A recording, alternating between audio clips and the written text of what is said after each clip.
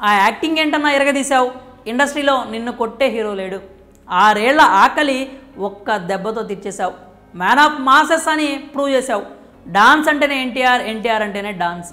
తారక్ నట విశ్వరూపానికి పాత రికార్డులు బద్దలవుతున్నాయి. ఇలాంటి రేర్ రికార్డ్స్ నీకు మాత్రమే సాధ్యం.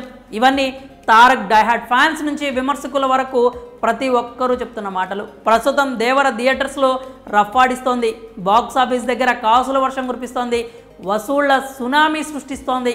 కాబట్టి దేవర మీద ఉన్న అభిమానంతోనే ఫ్యాన్స్ ఇలా అంటున్నారనుకుంటే పొరపాటే.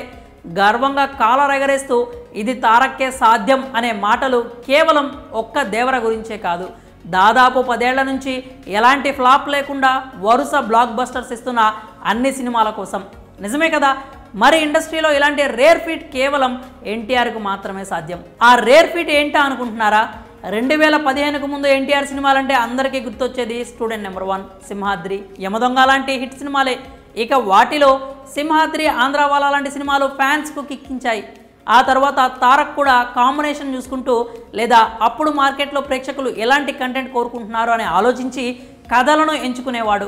దీంతో సింహాద్రి మూవీ తర్వాత మళ్ళీ టెంపర్ రిలీజ్ అయ్యే వరకు తారక్ ఖాతాలో అలాంటి బ్లాక్ బస్టర్ హిట్ పడలేదు. మధ్యలో యమదొంగ, అదుర్స్, బాద్షా లాంటి సినిమాలు హిట్ కొట్టినా కూడా తారక్ స్టాండర్డ్స్ని అందుకోలేకపోయాయి. ఇక తారక్ ఎలాంటి సినిమాలను తీసినా అది బాగున్నా లేకున్నా తారక్ కోసం ఫ్యాన్స్ హిట్ చేస్తూనే వచ్చారు. అలా దాదాపు 10 ఏళ్ల పాటు తారక్ ఫ్లాప్స్ చూడక తప్పలేదు.